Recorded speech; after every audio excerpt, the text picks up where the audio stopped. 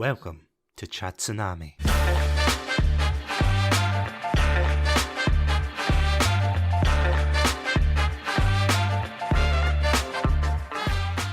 Hello everybody and welcome to another episode of Chatsunami. My name's Satsunami and joining me today is none other than the other half of the fantastic gaming podcast, Gaming Views. Dan, welcome to Chatsunami. How are you doing tonight? Hello mate, I'm very good, thank you. And look, thank you for having me on.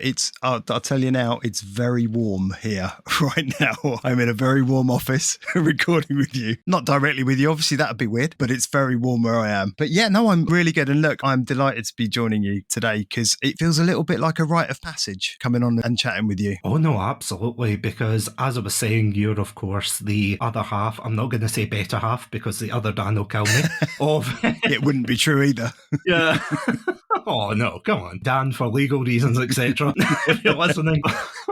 Oh, he's going to kill me after this episode. But yeah, as I was saying, you're the other half of the Gaming Views podcast, which of course is another podcast from is it right in saying the Casting View cinematic universe? It feels a bit like that. It's more of a multiverse now, I think. Yeah, kind of spun it off into its own thing. And Dan was very clear he wanted it to be. Conceptually, we wanted to start with Casting Views because of the audience and the people and the kind of group that surrounds it. But he very quickly wanted to kind of spin it off into its own thing. And look, we're loving it. I'm the newbie. Okay, to podcasting world in general, not to talking because I do that all the time, but I'm very much new to the podcasting world and Dan's been an amazing mentor, as have the group, the collective, who've really helped me kind of find my feet and find my way, and it's been an absolute joy. I think we go into episode 10, we record on Friday, so, it's just skipped past, which has been brilliant. Oh no, absolutely. And I'm not just saying this because A, you're on, and B, Dan's waiting in the wings with the baseball bat with the nails sticking through it. Honestly, you guys have been absolutely killing it. Am I right in saying it was May, I think? And I totally don't have your episodes up here going, yeah, it was May, but you've covered episodes like your gaming experiences, of course, talking about AAA versus AA, talked about Xbox prices, which I have to say made my blood boil. Not because of you guys, but, just the topic in general. Role-playing games, that was a fantastic one. Yep. You've covered so many amazing topics, and of course, myself being a gamer alongside you two, I honestly really appreciate what you guys are talking about. And yeah, the one that gave me PTSD flashbacks was when you were talking about the collector's editions. Yes, it was a cracking episode. I'm happy to admit this. I was not looking forward to that episode because whilst I've had collector's episodes and all sorts throughout my potted history with games, it wasn't a topic I felt comfortable and familiar with. Do you know what I mean? So Dan suggested, I said, look, I'll go along, I'll wing it. Right, Dan is the plan. Dan P is the planner. He does the whole structure. He does, and then I sprinkle some chaos in, and I think then we get to a certain place at points. And if you watch any episodes or listen to any episodes, you'll realise that. So he came up with this plan to do collect editions, and it turned out to be, I think, my favourite episode so far. It was just a joy to record. There was some just genuine humour and camaraderie and funniness that came out of it, and especially when we were looking at some of the episodes and the bit about Steve, the zombie coordinator, who, I still don't know how he got that job. All of those sorts of things. It just came naturally, and I think that's the thing that Dan and I do so well. We've known each other over 15 years now, worked together, live in the same town. So, we spent a lot of time together and know each other quite well. And our gaming habits kind of align in terms of that. So when he offered the chance, said, do you want to do a podcast on this stuff? I was like, yeah, absolutely. It's been a roller coaster, but I'm thoroughly loving it. And out of curiosity, see, before Dan asked you to do Gaming Views with him and everything, what was your experience with podcasts? Were you an active listener of them? Or, other than obviously the wonderful Casting Views, clearly you had that in autoplay. Obviously. I have to say that, again, for legal reasons. Yeah. My red panda lawyer's waving me down here. It's like, come on, say the line. I've been a listener of podcasts for a few years, but mainly around things. I'm kind of nearly 50 and I've got to this age where I'm kind of like, do you know what? I like absorbing things. So I've listened to a lot of The Rest is History and things like that, and just trying to absorb as much information, even if it's just superfluous pub chat, just so I'm a bit more educated in certain fields. But other than that, that's kind of the extent of my experience. I haven't ever been on a podcast. I haven't ever given an interview on a podcast or been invited to. And I'll be honest, the one thing this has really helped me to do, I do a lot of presentations and things in my my work life, and I watched them back and I absolutely, up to that point, hated the sound of my own voice. I know a lot of people say that, but it just irritated me to the point of I couldn't watch these things with the sound up. But doing this and being stuck, particularly I take care of all the video editing for what we do, so being stuck listening and watching his stuff, I've become okay with it. I'm no longer allergic to the sound of my own voice. So, it's helped me in that respect. But no, in terms of podcasting, no experience whatsoever. Funny you say that about what I like to call auditory Stockholm syndrome. Yeah, it's a great description. I remember that as well, whether I did it for uni or after I left uni and I had to do ones for work and you have to listen back to your voice. Yeah. When I went into the lockdowns and everything, I started streaming and I remember listening back. I have to say, although there's definitely a difference between when I started streaming and podcasting versus now, honestly, that is the hardest thing I think some people don't really realise when they get into content creation, and especially with podcasting, because you think, oh, it's easy, just slap a microphone down on the table and that'll be it. See, before you went into it, did you think, again, I'm not saying you thought, oh, it's going to be easy, but did you think it was going to be easy in the sense of, put the microphone down, just talk into it and everything will unfold in a perfect way? I think a part of me probably did in the back of my mind, but I'd spent a long time with Dan talking about, the ins and outs of podcasting, because when he talked to me about his journey, the 3 or 4 years he'd been doing it, I was fascinated by it. So I wanted to ask questions, if I'm engaged by something, I really want to know about it. I'm one of these people who will, if I'm doing something and it really does catch me, I want to dive into it and know everything about it. And so when Dan started talking about podcasting, I kind of drilled him on, what does it take? What do you do? How do you plan it? Knowing that I would never do any of those things if I did it, because it's not within my gift. I think I was a bit more mentally prepared for what it meant. I think the thing that I hadn't accounted for, because we went a slightly different route whilst we're doing the pod, and Dan takes care of all the audio and everything in an amazing way and he edits it brilliantly, I decided to take on the video side of it. And so what I hadn't accounted for was the time and very steep learning curve I would need to go on to kind of produce something of limited quality that you can actually get online. So it's why it took us, I think, 5 episodes before we then went, right, okay, we're ready, let's record this one, which was the Half-Life episode with the green screen, which was, again, probably calamitous thinking back to it, but actually it really did help us kind of go, we could do this slightly differently and position things slightly differently. It might be a bit better. So I hadn't appreciated the really steep learning curve and the amount of time and preparation it takes. This is not something that people step into. And you're right, it's not just it's fine, I'll get a mic and it'll be okay. I think there is a lot of planning and structure and knowing how to do it. And you can very quickly tell, I mean, even when I watch our stuff back or listen to other stuff I've done, like when I was on one of Dan's Casting Views episodes, you can tell, like yourself, the more experienced people who have years of doing this on a weekly or bi-weekly basis, you can tell, they've got a skill that they've built over that time. And being new to it, I have to be very conscious of what I'm doing. In real life, I am very, very sweary. Even at work, I'm like a sailor. So it's my natural patter. So when I come onto a podcast or when I do our podcast, I have to keep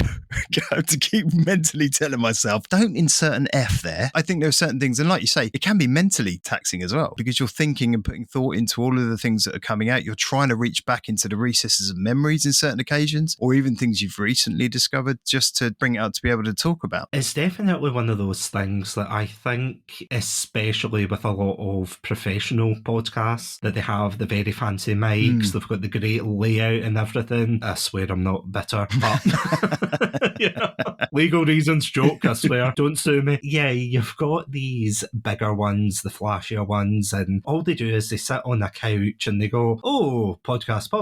Yep. And you can tell I've listened to a lot of podcasts they do that, and then you think, wow, that looks so flawless and easy, and there's no way that I can mess that up. And then, as you said, it's kind of a continuous learning experience. I mean, as you were saying there, you have to deal with the different types of editing, what editing software you're going to use, how you're going to put it out, when are you going to put it out, the marketing of the podcast. And then you slowly realise that these people who made it look so flawless, the reason it is so flawless is because they've got a whole team behind them. Oh, a horde of people. Yeah, it's insane when you look at it. There's a guy on YouTube who I've watched for a few years called Mr. Who's the Boss, and he does a lot of tech insight videos, and he's very good, and he's been doing this. I mean, in fairness to the guy, he's done this since he was like 12, and he's now early 30s. He's massive. He's got a bigger following in Apple and all this sort of stuff, but he's done some really insightful videos where he's gone, actually, this isn't me. I do this, but it's not me that does this. And then he takes you through his entire crew. And like like you say, there's an army of people. All have got different jobs, whether it's Shorts or TikTok or, and they're all doing different things. And you're going, my God, he's employed, he's probably got more people than I work with doing this for social media. So when you talk about the more, I don't know how you term it, but the more indie podcasts like you and I do, you are literally a one-man band, or in the case of Dan and I, a two-man band. But we've decided to divide and conquer in a different way. When we started, we kind of said, look, it was just audio only. So we said, well, we'll split up. So Dan came round and he showed me a few pointers around Audacity and how to do some things in that. But then when it took off and we started to do the video, I said, well, let me take that, because there's no point in you knowing something and then trying to learn something new while you're trying to do the thing you're doing. Let me learn the new thing. You do that thing and we'll kind of do it that way. But that's not to say we won't eventually, when I've got it to a place where I'm comfortable that it's relatively quick and simple to do. Simple, it's never simple, but it's at least there's a pattern to it and something we can, a plan to it. We'll cross-pollinate and we'll both take up the pieces that we do, but there's so much that goes into it. And you're right, I think I had taken it for granted before I actually started, but I have to say I'm loving it just so much. It's just such a joy to do. I feel like podcasting, and honestly, call me out if I'm wrong here, but I feel like especially nowadays, it's like the Marmite hobby. If it really bites you and you really get into it, then you're never really going to leave it.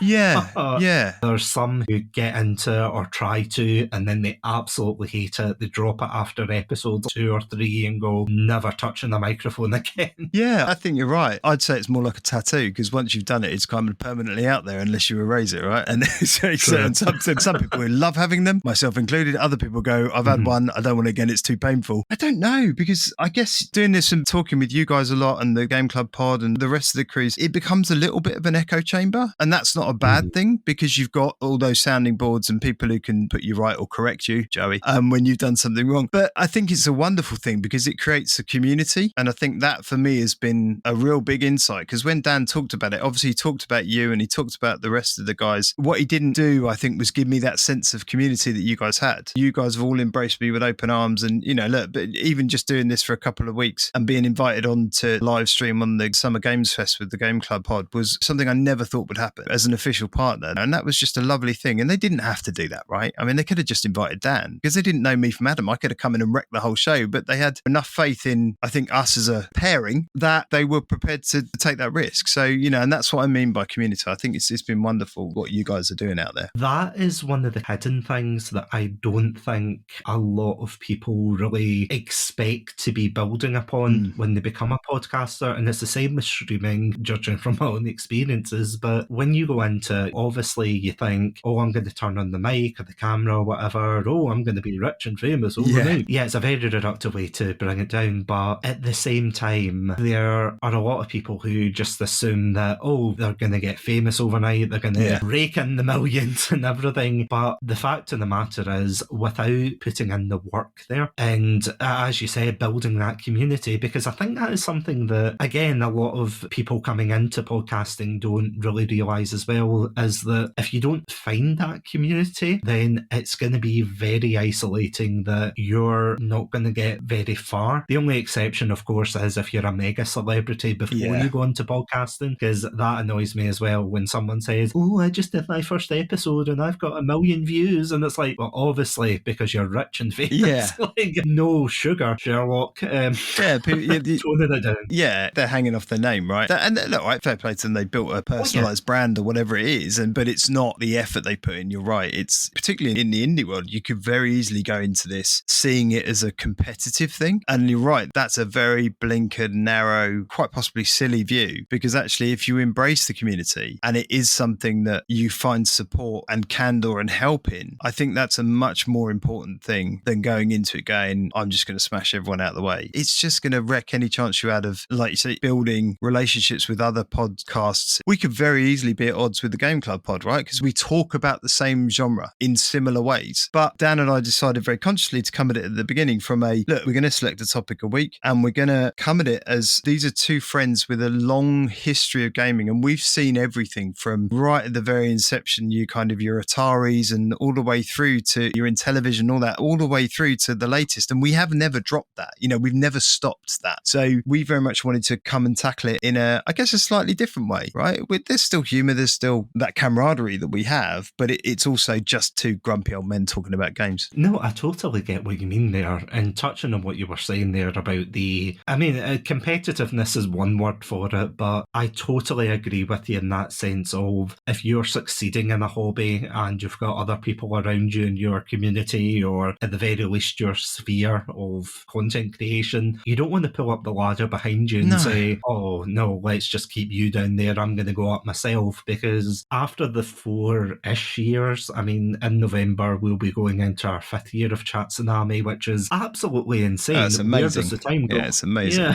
Yeah. Honestly, I'm sure Dan feels the same way, blinking and then being like, how's it already 4 years of casting views? But that's the thing though, it's like you meet so many amazing people, as you were saying, with the PodPack collective especially. Yeah. You know, we've got casting views and gaming views, of course. We've got the Game Club Pod, you've got the Howdy Beans podcast, Seismic Cinema, all absolutely lovely people, and there's so many more, you know, that I could list off. But on the flip side, I have also met, not even just in podcasting, I've met a few, but it's mainly been with streaming as well, where they want to follow the steps to get famous as fast as possible, but it's clear that they don't want to build that networking or relationships to basically give them a solid foundation, because that is something that is severely underrated, I feel personally, and I don't know how you feel, that when you go into something like this, you want people to depend on that if you're having a bad day in podcasting or, you know, content creation in general, if your editing software crashes, which, trust me, it has happened to all of us at one point, but, you know, you're sitting there and you think, oh God, this is a bad day, and then at least you've got them to fall back on. But it's, as you said, you've got people out there who say, oh, I'm going to do it on my own, oh, I don't need you, blah, blah, blah, that kind of thing. It just seems like a very narrow and short-sighted view. Yeah, 100% agree. And, you know, and I've seen that even recently. So we recorded episode 9 last Friday, and that was the Xbox One. So we try as much as we can to take turns in kind of hosting. And that was my turn to host. And I had a pretty crappy week and I was not in the right headspace to do it, but I wanted to do it because we were in a pattern. And I came out the back end of recording that and I was just like, that was terrible. Like I said to Dan, I said, I didn't enjoy recording it. I didn't enjoy editing it. The whole thing just was, for me, felt disastrous. And Dan, in his usual way, you know what he's like, was like, no, it was great. You know, don't worry about it. You know, it's all good, because he's just such a lovely person. And then I know there's the immediacy of, I didn't voice that to the group or anything, but then the feedback that we had on it, you know, you kind of get to that point. I kind of got to the point where I come to terms with it. It's probably a rough episode, not a problem. We can move on. And then we got some lovely feedback on it. And so it was like, oh, maybe it wasn't that bad. Maybe, you know what I mean? So, and that wouldn't have happened without that community. And I've always been a strong believer that a rising tide raises all ships, right? So if we can do that for others, and if while they're doing it for us, why wouldn't you? I mean, that's what humanity is about at the end of the day, right? I mean, it shouldn't be trying to beat each other down. It should be trying to lift each other up. It actually reminds me of one of my friends and fellow co-hosts told me this, that it's a bit like, you know, if you're driving with someone that can't drive and it's like you make a mistake or, you know, you make a wrong turn or something, you're like, oh my God, this is terrible. And then they turn around and go, what a lovely journey. Yeah. And, you know, they get out none the wiser, because I feel as if, for listeners especially, that if they're not as close to the technical or at least behind the scenes aspects of podcasting, that they'll just listen to it and go, oh, that was great, and then move on with their lives. Whereas I totally agree with you. You honestly listen back and you think, I could have said that better, I could have brought this point up. And it's almost striving for that sense of perfection. And I have to say, if we were all striving for it, then none of our episodes would be out the way they are. Absolutely, yeah. You'd spend forever analysing and overanalyzing everything and kind of chopping here and cutting there. And to be honest, that episode would have probably ended up at 5 minutes, you know, so, which isn't what you want to release. All of this every day is a school day, right? It's always a different lesson in something. And I have to learn to accept that I'm getting better incrementally with each thing, you know, and if I improve by 1% over the course of 100 videos, I'm going to be 100% better than where I was. So I think it's just a learning curve and it's wonderful. And like I said, learning, I walked into it, like I said, a bit eyes closed when I started the video editing, but that for me has been just exceptional. I've just loved, I never thought I'd be at this point in my life teaching myself genuinely what is a new skill. You know, a skill you could take out into the open world, because the software we use is kind of professional level software for this stuff. And you could take it, I mean, it's not reflected in the videos we're releasing yet, but you could take it out, that skill set, once you've kind of learnt it. And it's all kind of self-taught. You know, that for me has been another little side benefit of doing this entire thing. And I've got Dan to thank for that. He brought me into, you know, under his wing to kind of do the whole podcasting thing. And and was brave enough to let me loose with videos of him, which I don't know if he's brave or stupid, but thank God he got rid of that green screen. That's all I'll say, because that could have ended up very nasty. True. As long as you don't post the video of just him in front of the green screen, yeah. I have still got the footage. I could put something else on there. I won't, Dan, I promise. Yeah. I can hear Dan sweating in the background there.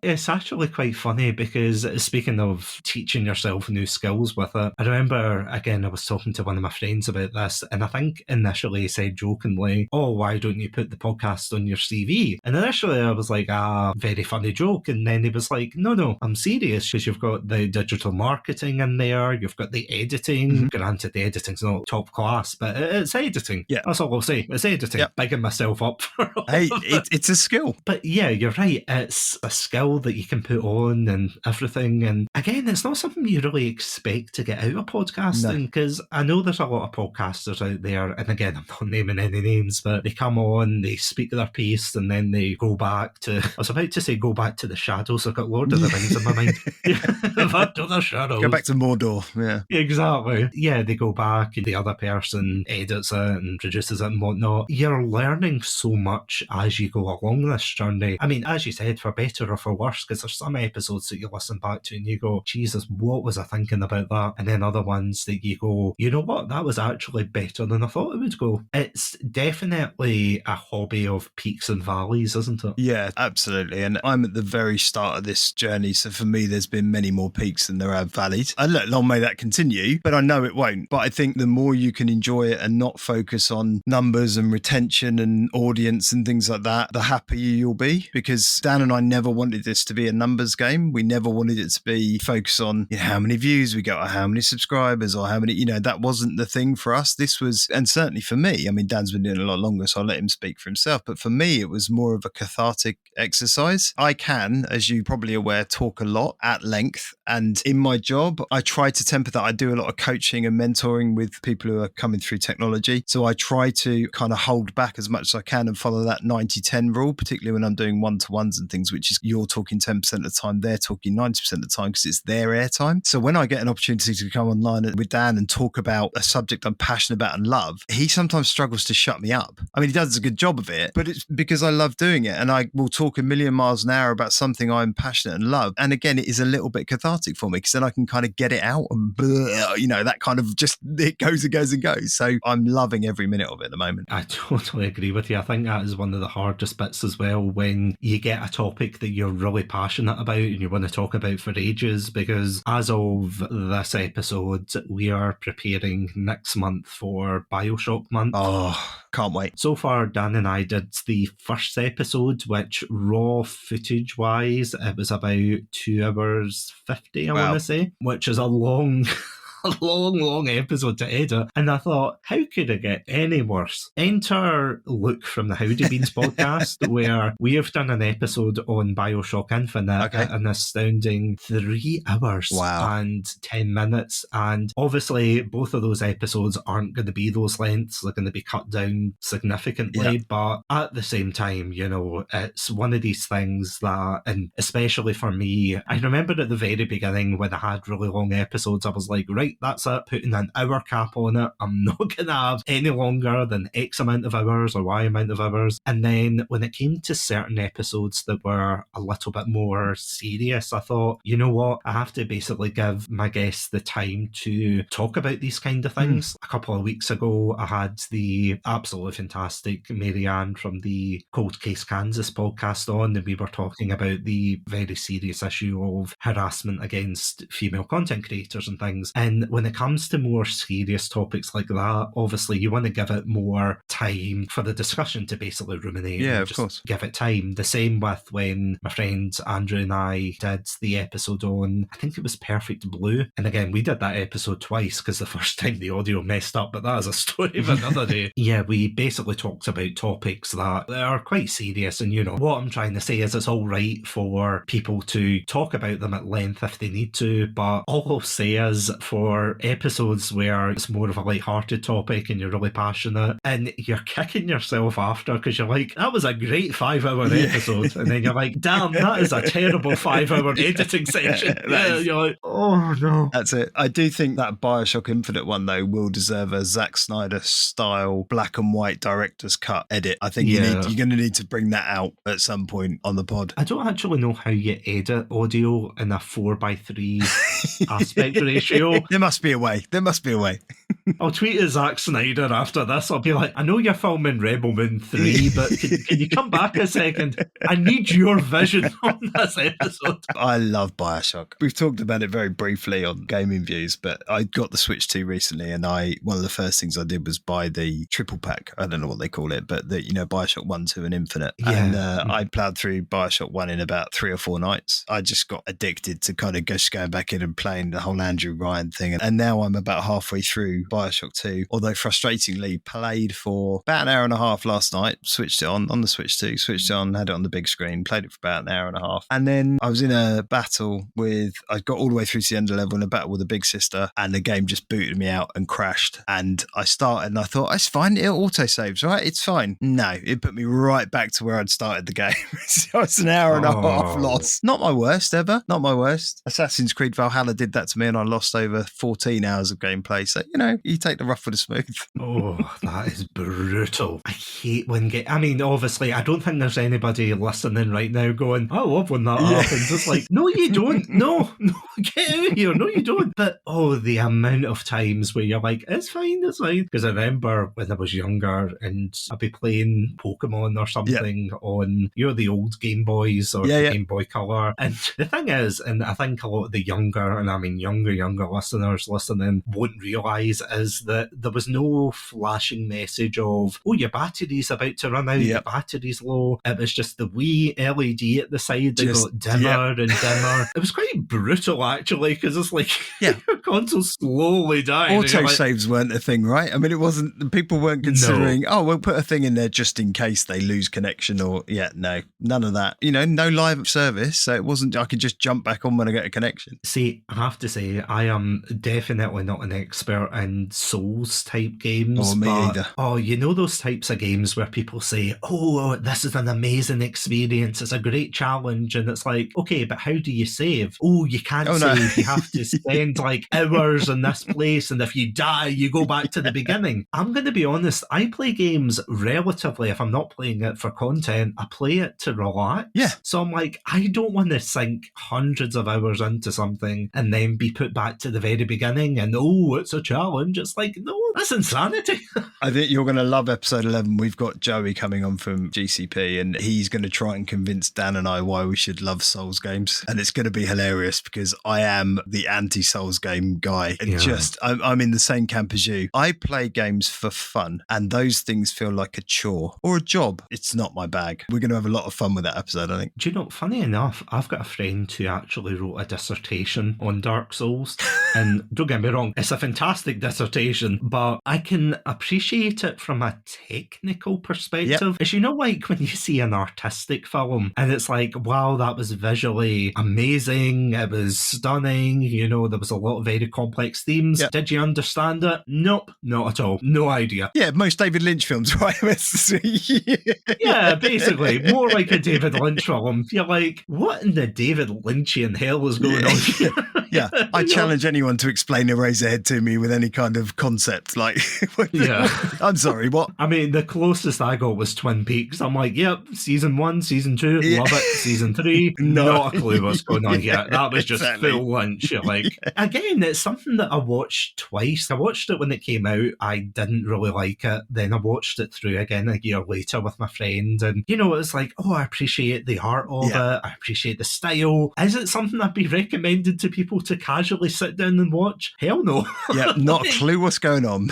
No, absolutely. Because I know The Simpsons made fun of it, where it's the guy dancing under a traffic light with a horse, and his homework going, brilliant. I have absolutely no idea what's going on. It's the same with these kind of games where they do have a beauty to them and the lore's extensive and whatnot, but gameplay-wise, it's such a chore. Out of curiosity, where do you stand in that? See that argument for for gaming where it's like gameplay versus story. What would you put ahead? It's a great question. I've always been very open about this, I've always been more focused on a great story and a great single player story told really well and effectively. And I think something like that, it's in the mainstream now, so I think people kind of take it as it is, but something like The Last of Us, and the stuff that Neil Druckmann had done in terms of writing that. And I always say it's the only game that ever made me cry, because I have 3 girls, and playing through the opening of that, and then his daughter, spoiler alert, it's not really because you've seen it, but his daughter dies, and that for me was a breaking point, because I got incredibly invested in that as a piece of art and a story that I was a part of. So for me, that's always been incredibly important, and I would much rather play something that tells a story beautifully and has great mechanics than 10 minutes at doing something that is a great platformer, or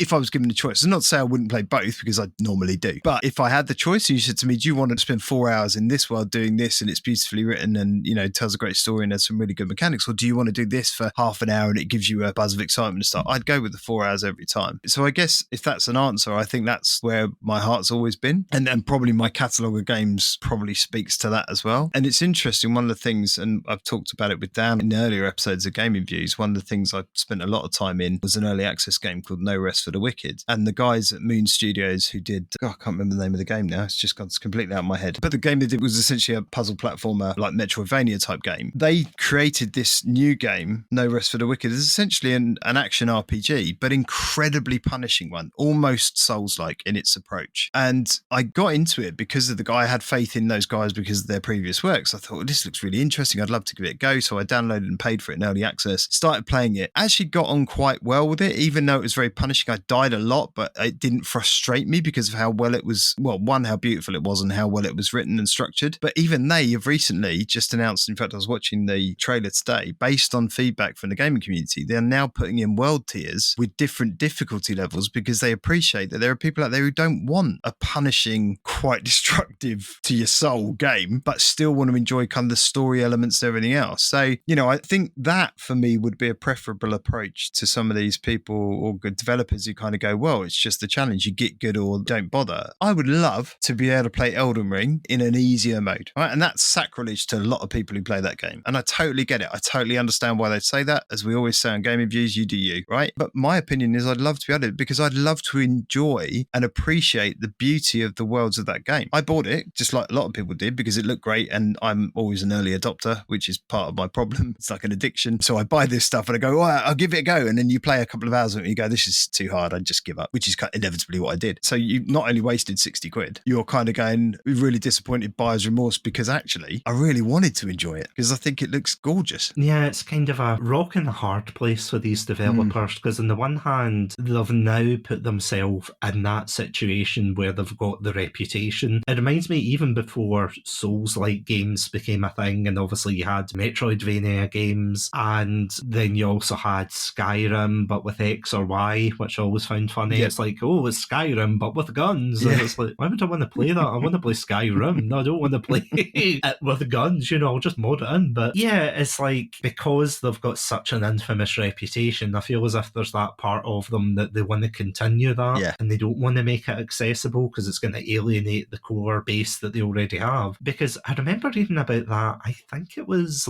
Last of Us 2 that had really, really easy settings, and I think it was more for people who wanted to experience the story, but they weren't able to react as quickly and whatnot. Yeah. So the game itself really, it was really interesting to watch, because you watched it thinking, well, why would anyone play where the enemies aren't attacking them? Yeah. But then the more you watched it, the more you thought, actually, that's amazing that they're making it so inclusive for people to come into this hobby and say, oh, I want to try this out, even if it is an easy experience. But that's the thing, I think a lot of people, and especially the older you get, that you realise you don't really have as much time for games anymore to sink thousands of hours in, compared to these ragamuffins that are bunking off school and clearly... Exactly. But also in those types of games, thousands of hours repeating the same thing over and over again to get better at it, which is, the very definition of insanity, right? Repeating the same task over and over and expecting a different result. I mean, that's me playing a Souls-like,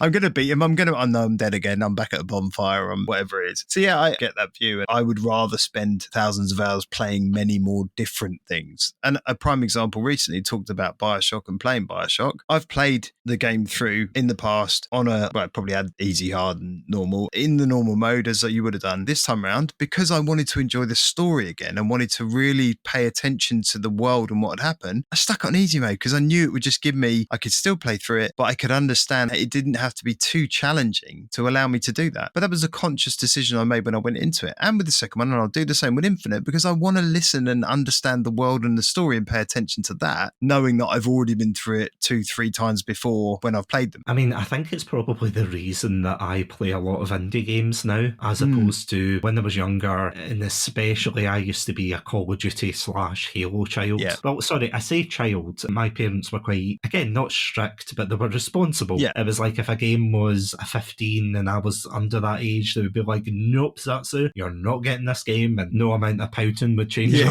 mind. But yeah, as soon as I turned 15, the floodgates opened, and I started playing all the COD games, all the Halo, basically catching up for lost time. And I remember trying to play these at the hardest difficulties, and I have to say, I've played through World at War. That is a terrible game to play in veteran. It's not even that it's difficult, it's just kind of that cheap difficulty. It's like, oh, there's a grenade that just spawned right beside you, blam, that's it. And I mean, I did it, and I did the Mile High Club mission in Modern Warfare, which, again, I will never do that again. I did it once on veteran, never again. The amount of sweat coming from my hands that day when I completed that, I was like, this is terrible, I hate it. It took days to actually do that, but that's the thing though, nowadays I'm like, do I have time? It's not even so much the time, I suppose, it's more the wanting to get something meaningful out of it. Exactly that, yeah. Because I mean, ever since starting the podcast, and I'm wondering if you guys are the same as well, but it's that idea of that you're looking for a lot more interesting games, like especially for the indie sphere as well. And there's been a lot of games that I've played and reviewed recently, like Creature Kind, which was a deck building game that instead of focusing on the violence of it, it was more about debating creatures. Okay. It was just such a fascinating idea, and it's one that I never really saw before, and I was like, oh, that's great. I mean, another one, there was Ova Magica, which is just a farming simulator, and I thought, yeah, I'll play a couple of hours, what's the worst that could happen? I blinked and 60 hours of my life went. It is a very addictive game.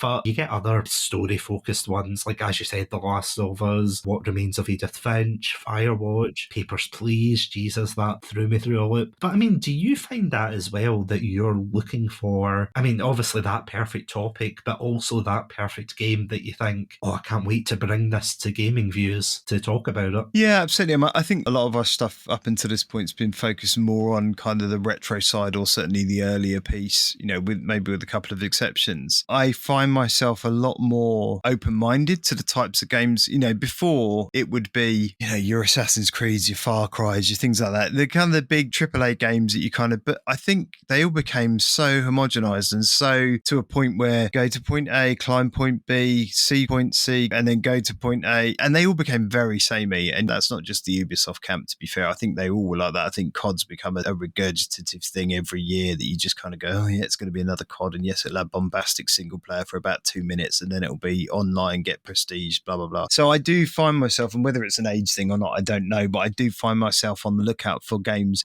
either looking for games that have an interesting hook or a different way of doing things, or that I can pick up and play for half an hour because they are small enough that they allow me to do that and not get so engrossed, or leaning back and looking at things that I haven't played in ages, but what the podcast has done is made me think about them in a different way or remember them in a different way. So when we did the Xbox one last week, I talked about Oddworld Stranger's Wrath, just talking to Dan about it, and then I was doing the video cuts for it and like getting some clips. I was like, oh my God, I loved that game with a passion. So I went, I found it on Steam. It was like 69p. So I got it and I was like, right, I'm going to go back and started playing it. And it just gave me a big smile on my face playing it. So I think it's one of those two things. And then the sweetener to that deal is then whilst I'm doing those, there are certain games, bigger titles that I will look forward to picking up and play them sparingly rather than trying kind of rush through them. And I think that's given me a nice balanced approach to what we want to do, because then we have stuff to talk about, the kind of here and now or the retro, but also the stuff that's bigger that we might want to spend an entire episode talking about because it is of that scale or size. So yeah, it's definitely changed my view in terms of the types of games that I pick up and play. And an example of that on Game Pass, it was a great game a couple of years ago, I think it was still on Game Pass, called Lost in Random, which was kind of a story-driven card battler game, but it was brilliant. It was an incredible game. But they've just brought out kind of a roguelike based in that same world. And I didn't realise it was a roguelike. So I downloaded it. I thought it was either a sequel or whatever, because I hadn't read a lot about it. I didn't bother. I just thought, oh, I really enjoyed that world. I'll go back to it. Jumped on the game, realised it was a roguelike, which aren't my favourites. I mean, I quite enjoyed Dead Cells and I quite enjoyed Hades and Hades 2. But other than that, I'm not that fussed by them. The idea of keep dying over and over again doesn't entice me into a game. But this game, I started playing it. I looked at the clock. It was like 2 hours later. I was like, oh, I was only going to pick it up for 2 minutes to have a see what it was like. So it would kind of, it gets your claws into you. Another one that did that was Inscription. I don't know if you played it. It's a card battler / eldritch horror type thing. And again, done in such a beautiful, clever way, but not a game I thought, that'll catch me. And it did, and I just wanted to keep going back to it just to uncover the secrets that it had. So those sort of games I really enjoy as well. Because that is honestly the best feeling, isn't it? When you jump into a game and you're like, I have no idea if I'll enjoy Absolutely. this or not. I think the biggest one for me, and if Dan and the rest of the PodPack are listening, they'll know exactly what I'm going to say here. That, of course, being Mass Effect, where I had played a bit of the first one when I was younger. In fact, I think I completed it, but I kind of rushed through it.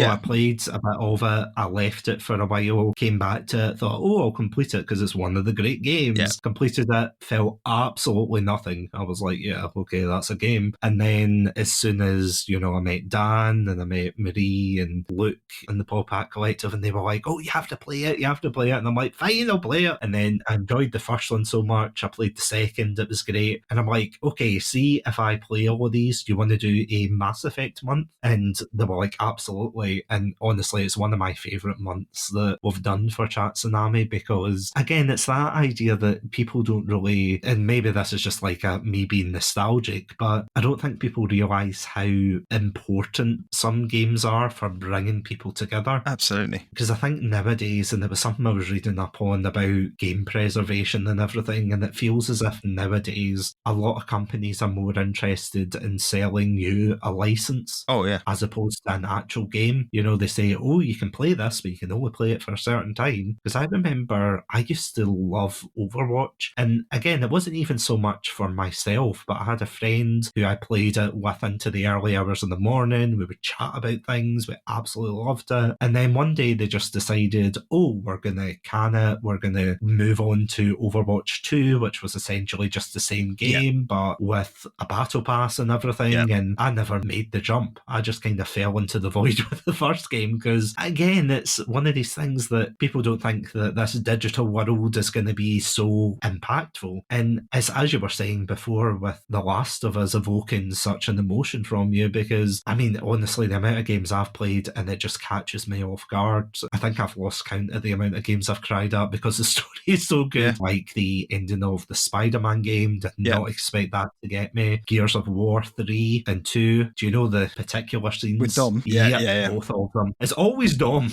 It's always Dom. Yeah, it's just, that absolutely got me. And again, a very similar thing about the father figure. And because we're doing Resident Evil month in October, I was playing through all of them. And one of the games I was playing was Resident Evil 8 Village, which I have to say, and this is obviously spoilers for then, but I wasn't a big fan of like the gameplay or anything. I didn't think it was my favourite one, but one of the things that really compelled me was the fact it was essentially like Taken, but with fantasy creatures, where the main character is a father just trying to get his daughter back. And then at the very end, I won't spoil what happens, but at the very end, that just absolutely shattered me. I was just sitting there like, oh my God. And again, same with Mass Effect. But yeah, honestly, people don't expect it, do they?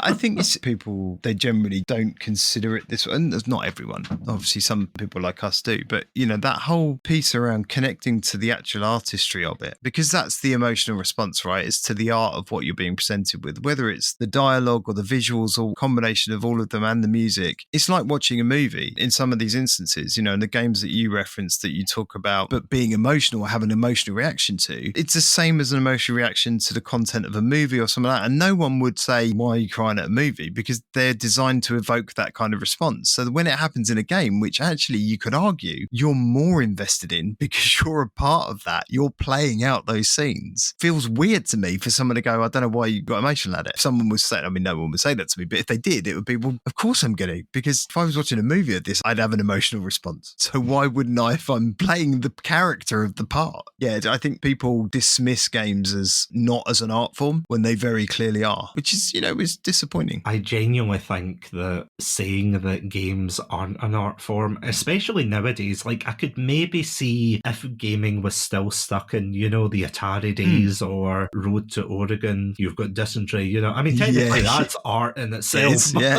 Or even E.T. framed on the wall. Yeah. But yeah, if it was stuck in that kind of era, you'd be like, okay, I can understand why people see it as juvenile, childish. But the fact that gaming has evolved both technologically and the way, as you were saying there, that it evokes emotion out of its players. Because one of the ones I remember, and it looks so basic in its presentation with Papers, Please, where essentially all you're doing is a day job. You're just stamping a ticket and you get to decide whether people go through or not. This border to a very fictional dystopian hellhole. Yep. Hashtag glory to Arstotzka.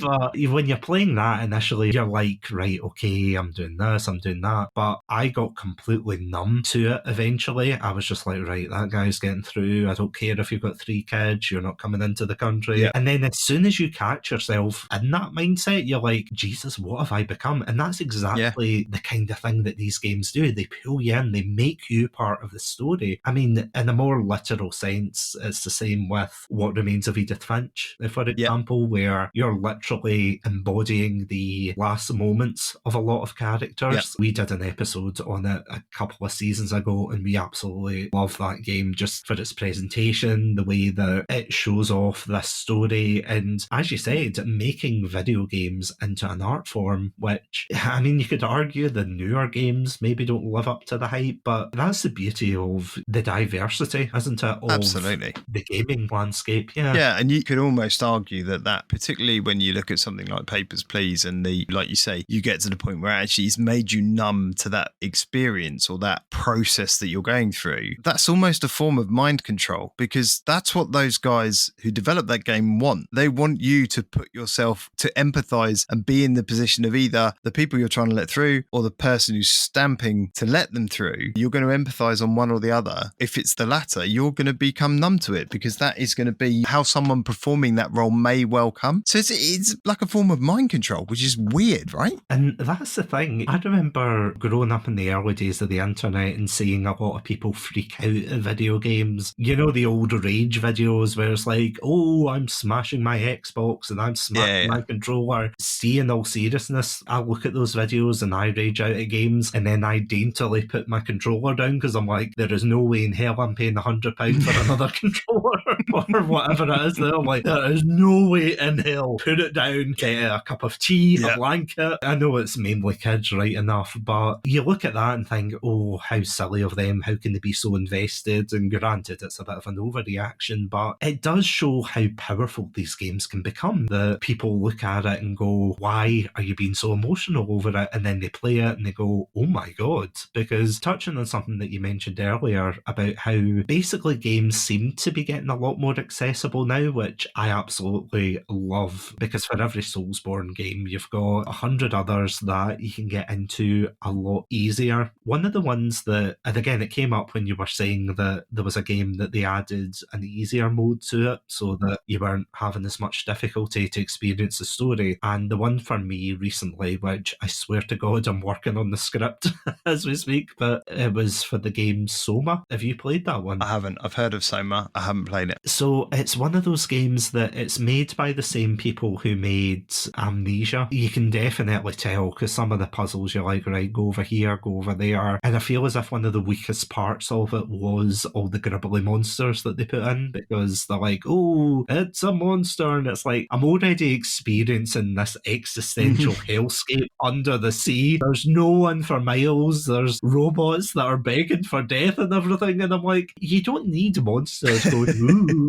It was just baffling to me, but they ended up putting a story mode in so that you could experience the game at your own pace. I thought that was a fantastic idea. I was like, wow, I wish more games did this, because it would be so accessible. And obviously not every game is going to be everyone's cup of tea, but the fact that you can get more people interested in the medium of video games is just, at least for me personally, it's just so important, because the more people you've got, as we were saying, loosely linking it back to podcasting, it's like you want to include more people into your hobby. You don't want to shoo them away. Absolutely, yeah. I talk about it all the time quite openly, but like I said, nearly 50 years old, and some people look at me like I'm mad, why are you playing with toys? But, I think there is that bringing people into that. I remember about 2 years ago, my daughter was doing a piece on life in Saxon England and the Vikings. And so I used Assassin's Creed Valhalla's exploration mode, which is brilliant because you can basically just put it on. There's no killing, there's no assassination, no death, there's no blood, no gore. You're basically going around and it's telling you what life was like through proper research in Saxon times. They did the same with Origins, with the Egyptian one as well. It was a wonderful way for her to learn while exploring at her own leisure about certain things. And she could include that detail. She was writing notes and stuff and able to include that in detail for a school report from a video game, which is just a wonderful way to, not that I was trying to introduce them and influence them to play video games in any way, shape or form. You understand, Satsu? But, oh, of course. Yeah, I mean, just because they now play video games all the time, that's nothing to do with it, I swear. And watch Star Wars and Marvel movies, again, nothing to do with me. But it was that same thing. They're not just there, they're not just there as a thing to throw away or it's just a toy. I don't know why you're playing with that. They're for kids, that sort of thing. I think they have a place. And as I said, they are genuinely, and in a lot of these cases, certainly the games you've mentioned, like, what became Edith Finch, those sort of things, they are art in their own right. Blueprints, which I played recently, fantastic puzzle game, but so layered and so complex. And when you get to some of the later stuff and stuff I didn't even get to in it, but read about, there's actually social commentary on it about fascism. And you start getting down into some of the other layers and you're like, I hadn't even clicked as you're playing some of this stuff. So the thought that goes into creating these, whether they're indie games, mainly indie games, I guess, and maybe some double A's, because the triple A's, I think, like I said, have got into this kind of repetitive pattern that's just big bang, glory, colourful splashes. And then it feels like almost very little thought goes into them now because they're just a cookie cutter thing. So certainly in a lot of the indie spaces, they become something so much more than just a game with a controller. They are very thoughtful, artistic pieces that I think that deserve their own merits. It's that thing, though, that when you say that, oh, look at this game, it's so artistic, and then, of course, the person you're saying that to, they turn their head and it's like Call of Duty or one of the AAA games and it's all mindless shooting, and you're like, no, please look beyond that. Please. Exactly. And they're like, no, I've seen all I have to. Exactly that, which is, I think, is where those types of people, and not wanting to pigeonhole people, but those types of people who turn around and then go, oh, well, yeah, then they're responsible for school shootings or they're responsible for stabbings, or it's got to be because of a video game. And I'm like, so before video games were invented, no one stabbed anyone, no one shot anyone, no one did anything. But it's kind of a nonsense argument. Do you know what I mean? You've not seen a significant rise in these crimes because GTA gets another edition. You know what I mean? It's the data doesn't support the fact. So it's concerning when that happens. I think, though, it's because it's just such an easy way out. Absolutely. For these companies. I remember growing up in the 90s, 2000s, even before I was born, probably, they were blaming Pong for something. Yeah. Soviet aggression, probably. But that's Missile Command, isn't it, I think? Oh, sorry, no, that's Tetris. My bad. All those red blocks, not great. But any communists. Geopolitics aside. I honestly remember the Jack Thompson type figures who were like, oh, GTA is terrible. And especially in the UK, you'll probably remember this as well, with certain people committing horrific crimes and they were saying, oh, it was because of Manhunt or GTA. Yeah. And don't get me wrong, I do think there has to be quite a nuanced and mature discussion about what's acceptable in a game. If you look at Steam right now and you see some of the games that they've let through, through. Oh, my word. And a lot of them, obviously, they have adult games that are hidden behind like the beads and whatnot. Yeah. Why is this popping up? Why have Steam allowed it? And obviously, there must be some criteria that they've met that they're allowed to sell it. But again, it's like you always get that one game that takes it too far, and then everyone's going, "Oh, that's not a game," and everything. So I do agree, and to a degree, that I think that there has to be a nuanced discussion about it. But again, you can't go thumping in saying, "Oh, I hate all video games because of this one horrific crime," and saying, "Oh, it's because of Doom," or "Oh, it's because of Call of Duty." I mean, if you die over and over again, I can understand why someone's angry. Yeah. But to blame a whole crime and trivialise it based on that, it seems baffling to me, especially that nowadays we've still got that going on. Absolutely, yeah. It is a little bit insane that, you can choose a single game because it's hot of the moment, or, it's out there in the public domain and say, well, it's definitely because of that. Like you say, because you look through those Steam lists and you see those things, proper murder simulators and things like that, and you're like, but surely that's much more influential than quite garish, cartoony LA and driving around nicking people's cars or whatever you're doing. This is much more visceral and graphic, and wouldn't it be more like that? Yeah, but I'm not interested in citing that because nobody knows that game. So let's blame the thing that's in the eminent domain and people know about because it's easier. Our Daily Mail readers love that kind of thing. You know what I mean? It's that kind of, I think it's a poor state of affairs. I think you're absolutely right. There is a conversation that should be had that says what is acceptable, because there are some things that just aren't acceptable. And I'm not trying to be a prude or anything like that, but I have young kiddies and stuff, and I wouldn't ever want them seeing things like that because I just don't think it's necessary. That goes for movies and stuff as well. There's stuff I'll watch it and go, Jesus, man. And I'm not really affected by things like that, but I wouldn't want my kids watching it. So I think there is a grown-up discussion to be had. You're spot on. It has to be tempered with that. Look, people should be given their own choice and freedom of choice to do whatever they want, right? Because otherwise, what are we? It's just Big Brother. But it has to be sensible, right? There has to be a limit. You can't just let whatever you want out there. Like, it's why snuff films were made illegal, right? It's the same argument, right? Why? And see, you watch some of these games and you're like, why? Just, there's no need. Because, it reminds me of games like Postal and, even to a more extreme degree, that Hatred game that was probably a Redditor's fantasy of, oh, the world is corrupt, so I'm going to do this and I'm going to do that. And you're just like, but why, though? Yeah. It's like, why do you want to play? And again, I don't want to sound like I'm clutching my pearls here. That's probably the sound you'll hear in the background.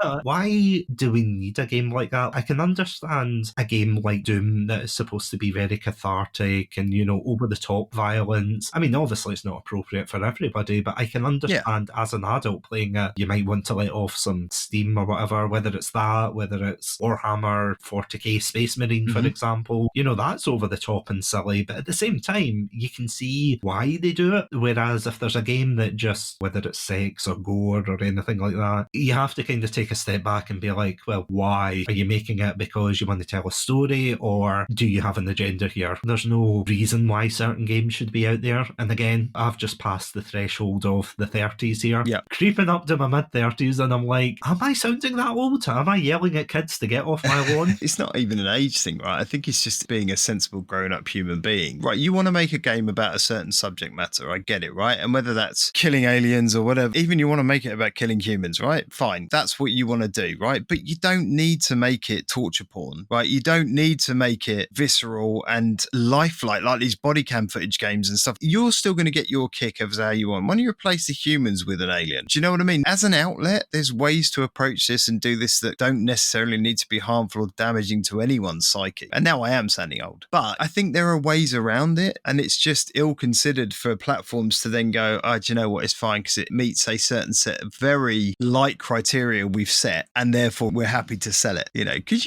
we all know the sort of things we're talking about. Everyone's had a look on Steam and gone, Jesus Christ, what is that? Yeah, it's not a great state of affairs. Because a couple of weeks ago, I was chatting to the CEO of a indie game studio, and I totally recommend reaching out to her for gaming views, because honestly, amazing person. But I was talking to the CEO of Valiant Games same studio, and we were talking about, as I was saying before, that game Creature Kind, which is essentially a deck builder that initially you think, all right, you have to go into this world and fight creatures and stop them from taking the magic from the world. But then you realise that the angle of it is more to do with sustainability, that you aren't beating up these creatures, you're going up to them and saying, well, can you not use all that magic to bake a cake, or can you not use all that magic to get the perfect date or whatever? You know, it's like really silly reasons and over the top. But the thing that really stuck with me, both with that game and my conversation with her, was that these game developers do have a somewhat responsibility for what they're putting out there. Yeah. And in terms of Creature Kind, it was all about that message of sustainability in the accessible way. You know, it wasn't just preaching saying, you're bad for taking resources. You know, it was light-hearted, it had quite a nice lo-fi track and everything. But, you know, if they went in heavy-handed, that probably wouldn't have been as, well, it wouldn't have been as conductive. Yeah. But at the same time, you've got that message and that sense of responsibility. Whereas I feel as if, and obviously it's not every company nowadays, there are companies who do that as well, but you've got other companies that are just pumping out these games that either aren't really contributing anything to the gaming landscape. And don't worry, this is a whole topic in itself that we can talk about for hours. But yeah, it's a shame seeing a lot of companies adopt certain harmful models that aren't really pushing anything forward. Because I have to say, my partner, she does not like video games as much as I do. She didn't really grow up playing them. And I remember when we first met, I was like, oh, I'm going to show you this cool game called Castle Crashers. And she was like, yeah,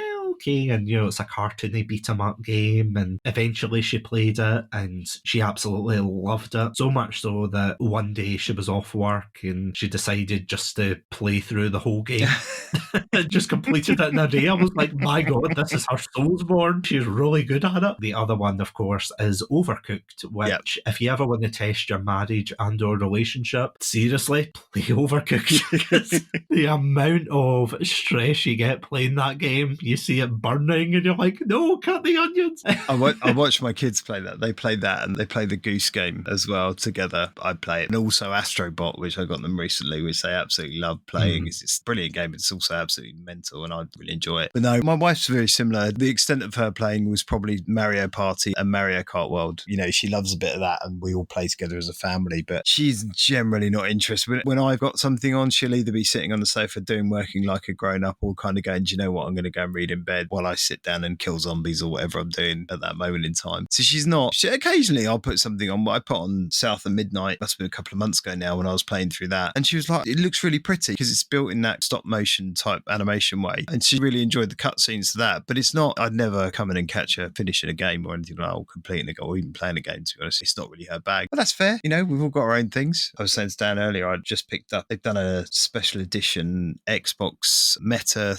3S headset. I decided to buy myself one because I can now sit downstairs, still be present, but I'll be on a cinema screen in my headset playing on my games while she can watch Netflix or whatever. So, oh, that's so good though, isn't it? I was just like, shall I buy it? Yes, I will, because then I can do gaming stuff for gaming views. This is my excuse for everything now. Everything's going to come back to the podcast. It's my hobby. It's research.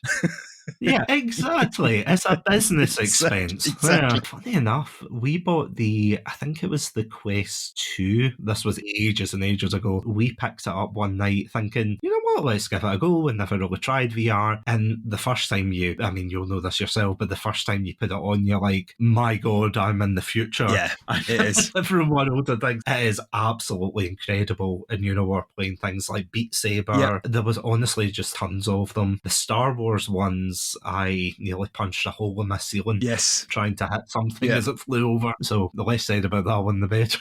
They are truly brilliant. I had the PSVR, the original one, which my daughter actually broke because she was playing it was like a cat and mouse game. And she was trying to catch a mouse and she leant forward too much. And obviously spatial awareness in those things is not great. And certainly not when you're about 9 years old with a heavy headset on. She just fell straight forward and smashed it. Luckily, she came out unbruised. And then I bought the PSVR 2. And I think it's just disappointing that the support for it hasn't been there. So, we've got a bunch of games and played a bunch of games and they were great, but then it kind of died off and Half-Life Alyx didn't come out on it. So I just put it away and it's gathering dust, I think, downstairs in the cupboard. But this one I bought more for, like I said, I can sit and game while not monopolize the TV and stuff as well. So that was more the intent for this one, but I will get a sneaky VR session or two out of it, I suspect, as well. Oh, absolutely. No, you have to. Yeah. Do it for the pod. Yeah. Oh, yeah. All day long. Dan said the same thing. He said, I want a video of you with your arm flailing around. I was like, I don't need a VR headset for that, to be honest, Dan. I remember when I was out for one of my friends' stag do's and we did the VR. Before I go on, we were all totally sober. I just want to point that out. But I remember we were playing this kind of shooting game and it was in a big arcade, but we all had the headset. We had a huge arena that we could go through. And in my mind, seeing all the walls fall down and everything, I was like John Wick.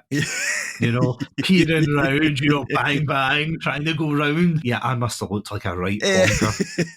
Outside being like, why is this guy flailing about? And it's like, hey, I'm John Wick. You need the raw footage of that, don't you? You need someone to play it back to you. I'm pretty sure Geneva would have something to say about that. I had to watch that. It's like, no. I was burned. But funny you mentioned that, just as a kind of closing point about having your own space for gaming and letting your loved ones, of course, use the TV. I mean, that's partly why I bought a Steam Deck, was because I think the whole Resident Evil fandom will probably kill me for this, but I played all of the games on the Steam Deck from 1 through to 8, purely because I had them on my Steam account anyway, and I thought, you know what, this is really cool that I'm able to take the Steam Deck, I'm able to just walk around the house, play it and everything, and it's so liberating now, and there's a lot of conversation around it, but I just love the fact that nowadays we have portability in consoles that isn't just the DS, or, I mean, don't get me wrong, the Switch is nice and everything, but I feel as if there's only so much you can get out the Switch. Agreed, yeah. Whereas with the Steam Deck, and I know there's the Asus one, I can't remember what that's got, the ROG one, or ROG, and obviously the Xbox have got theirs coming out, which will be very interesting to see what they do with it, but it's good to see that shift. I don't think in the future it will replace console gaming entirely, but it's definitely a good stepping stone for sure. Yeah, I think that more and more that is merging, and interestingly, I've already said to Dan and my wife actually, who puts up with my nonsense all the time, so I put aside some money for the Asus ROG Xbox deck, which is I think it launched in October. I think I will be picking one up because I was about to buy a Steam Deck and then I was like, but that just this week I'd signed up to the Windows Gaming Preview, which consolidates Xbox Game Pass and Steam and Epic, and so all of those things now appear in my game library for Xbox. So it's already happening in preparation for the launch of that handheld, and you're right, I think it's a wonderful thing to bringing these things together and bringing these disparate gaming, whether you're on good old games or whether you're on Epic or whether you're on Steam or whatever, but having a centralized place to be able to play these, or a centralized thing to play them on, no matter what it is, whether it is Game Pass on a PC, on a desktop like I've got, or downstairs on the Xbox, or on a handheld you've bought from something else, or eventually maybe we see it on the Switch, because you're right. And the Switch 2 is a beautiful piece of hardware. It's so well made. It's so well put together. It's so much more grown up than the Switch was, and I'm really enjoying it. I don't think ergonomically it's built for handheld. For me, it doesn't feel quite right. And I've played on a Steam Deck and that feels much more the way I think it should do. But it looks great on the 4K TV. They've done a really nice job with it. But actually, it's limited in terms of the games and things that it's got and the types of games it's got. And yes, all right, Cyberpunk's out on it and stuff and woohoo, but COD's not on it. Those sort of other games. So actually, if you can bring those all together and launch everything off of one place, no matter what it is, that for me would be the utopia, I think. Oh no, I totally agree with you. And again, this is definitely another episode that I'll have to invite you and Dan on for, because there is definitely the discussion of, and again, I don't want to make it sound more serious than it actually is, but the boundaries between certain companies are blurring now, where, as you said, you want a console that basically consolidates everything, and Nintendo seem to be the lone wolf in that respect, that obviously, other than emulation and ROMs, and at Chatsunami, for legal reasons, we wink wink do not condone that, because trust me, the Nintendo lawyers, they scare me. Yeah, and they should. Well, maybe it's that, or it's the thought of a short Italian plumber hitting me with a hammer, but that's another thing. And the Bob Hoskins voice. Bowser come after you, the real one, not the big turtle. Burning the house down. My sleep paralysis demons aside here. I think that it's quite interesting to see that nowadays, the age of exclusives and things like that are just completely melting away. And on the one hand, it's kind of sad to see that they're not putting as much focus on things like Halo or the infinite amount that PlayStation have. Because even though for some weird reason they keep getting all the exclusives, like with Silent Hill, which I think eventually it came onto PC. Can't remember if it came onto PC after a certain period, because there's been quite a few games like that where it's come onto PlayStation and then eventually it comes onto the Xbox and vice versa. But that seems to be getting less and less apparent. Yeah, it's more getting everyone to just play the same game. And don't get me wrong, I feel as if the identity behind these types of games are maybe getting more diluted, but at the same time, as you were saying, it's just great as, and again, I'm not trying to age us up here to say as older gamers, but as gamers on the go, that's probably the PR appropriate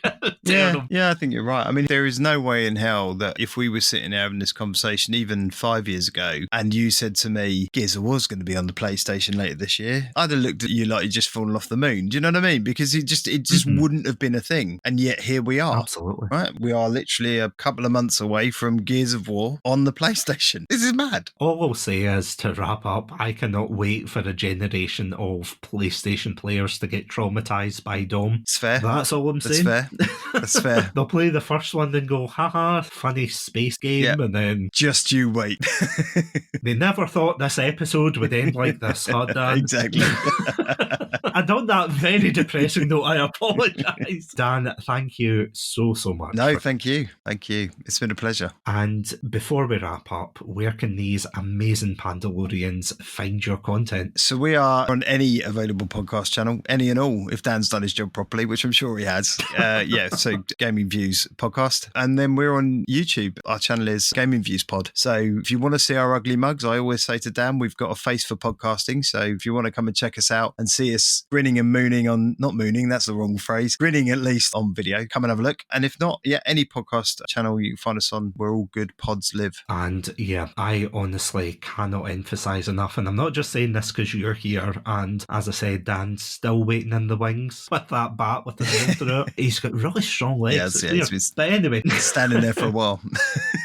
Just tapping slowly. But in all seriousness, for all the Pandalorians listening out there, please go check out Gaming Views and check it out on YouTube, check it out on where all good podcasts are found, because genuinely it is a fantastic podcast. I have been binging my way through them. I think it's a fantastic addition to the gaming podcast sphere, so definitely go check it out, listen to it, give them a follow, a like, everything. Just go ahead, go for it. Thank you, mate. But if you would like to listen to more of our episodes, as well as with the other Dan, and hopefully in the future with yourself, Dan, then you can listen to our episodes at our website, chatsunami.com, as well as all good podcast apps. I also want to thank our amazing Pandalorian patrons, Robotic Battle Toaster, Sonia, Ghostie, and Cryptic 1991. Thank you all so much for supporting the show. But if you would like exclusive episodes, commentary tracks, early access, as well as the uncensored version of Dan and Dan mooning on YouTube, for legal reasons that last one's a joke, then you can indeed check us out at our Patreon page, patreon.com/Chatsunami. This podcast is of course a member of the PodPack Collective, alongside the amazing Casting Views and Gaming Views. So if you want to check out more podcasts like that, then you can check us out at our Twitter/X page, PodPack Collect. But until next time, stay safe, stay awesome, and most importantly, stay hydrated.